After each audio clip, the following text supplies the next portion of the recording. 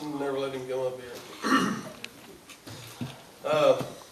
I went to college for communication studies, and it was a lot easier getting up in front of the class than it is here.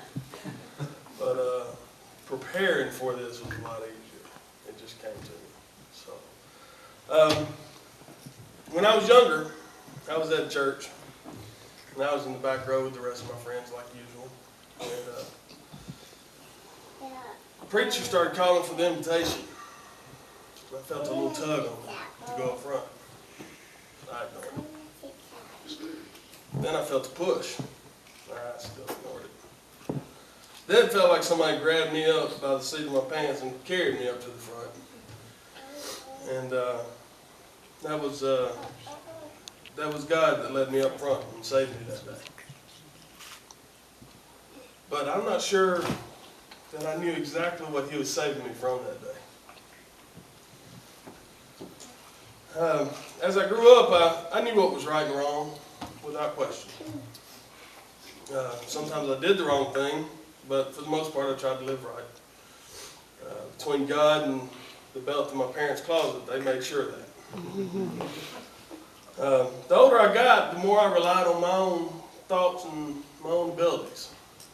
And the more I did that, the further I got from God. All the while, I was thinking I'm okay, because I'm a good person. And I got time to be forgiven.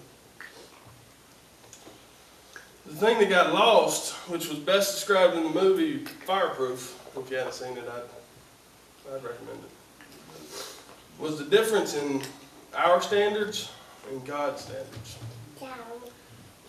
The last years of high school and the first 2 years of college, I basically stayed on track, according to our standards. I didn't even know what God's standards was then. I worked full-time, went to school full-time. So, I didn't really have much time to get away from what I was supposed to not be doing. Then I got derailed. My next 5 years were filled with alcohol, drugs, reckless behavior, selfish living, and a lifestyle that would have been unthinkable for me just years prior.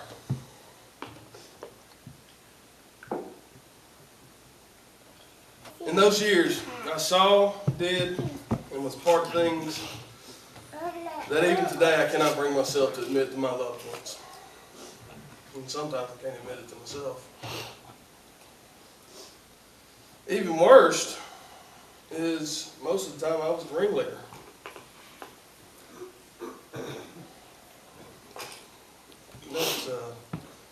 That's one of the hardest things I deal with today.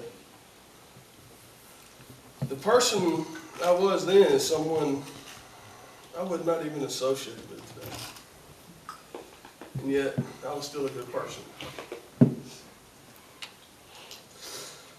But by whose standards?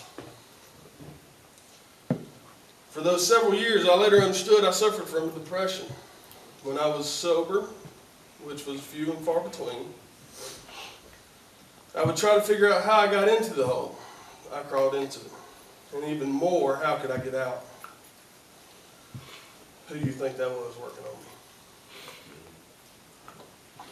Finally, I would find a way to stop thinking about it, whether that was through alcohol, drugs, or sex. I wasn't getting any closer to getting out. In fact, I was getting deeper. Finally, on March 6, 2004, I got woke up, literally. I fell asleep at the wheel. And God finally got tired of yelling, tugging, and pushing me to come talk to Him. So He had to knock me down so I would have to look up to Him. Because when you're on your back, that's the only place you can look is up. Amen, that's right. On that day, I opened my head up, and that's why I'm so pretty. Cut off half my ear, broke several ribs, broke my collarbone, and broke my back in 5 places. Funny thing is, to this day, I still consider that a great day. And one I would not do over. From the time I could start thinking clearly again, I started to realize more and more that it was God's hand in that day, and it was meant for me to know it. Because this was a Saturday afternoon, midday, 1, 2 o'clock.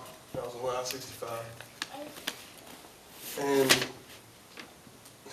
it was one of those rare days that I was completely sober. So I had no excuse for it. And somehow or another, no one else was involved on I-65. And if any of y'all have ever driven on I-65 on a Saturday afternoon, how that happens, it's only by one explanation. So it was meant for me to know that God was in complete control of that and was literally trying to wake me up. It took a sugar cane tree to do that. But,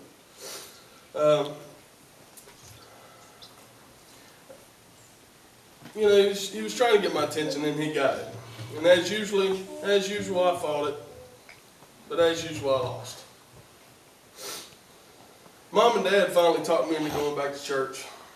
Then the pastor of Bell Lane, then Brother Randy, started working with me. At first, I didn't, I was like that song you sang a while ago. I didn't think I deserved to be forgiven, much less given anything such as love and grace.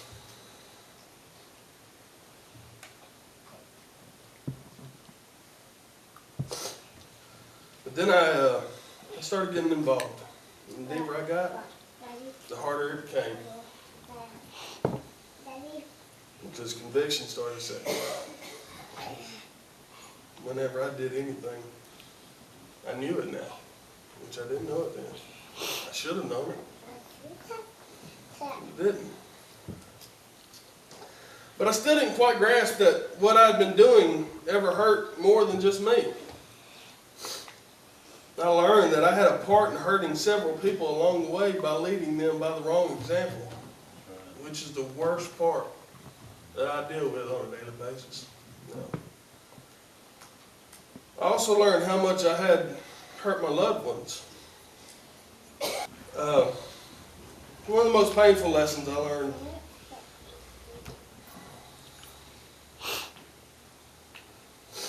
was when we were taking the Experiencing God class. And I found out that my mom used to cry and pray for me on a daily basis because she knew where I was and what I was doing. Another lesson that was hard to cope with was trying to convince people, friends, that knew me then, and trying to convince them how I'd changed.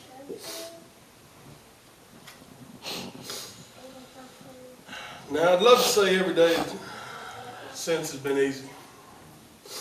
And I'd love to say I haven't failed, but I can't. Because I fail every day. But now, when I fail, I have the knowledge of who I am failing. Amen. And who sacrificed the ultimate price so that my failings are not eternal. Right. There's a country song, and I don't know who sings it, but it says, God bless the broken road that leads me back to you. And I would definitely say you blessed my broken road that led me back to him. Amen. Now, I'm not perfect, but I know the more I trust in him and try to follow in his will, the more blessings I will receive, even when my faults and failures. Although I never deserved it, I'm already blessed. I mean, my family, they don't get any better. And since last Easter and continuing with this Easter, He's blessed me with one more. In case y'all didn't know, that's Jenny. Along with the friends that helped along the way. And so I will leave you with this verse from Philippians chapter 4, verse 6 and 7. Be anxious for nothing, but in everything by prayer and supplication with thanksgiving. Let your requests be made known to God. And the peace of God, which surpasses all understanding, will guard your hearts and minds through Christ Jesus. Amen. Thank you.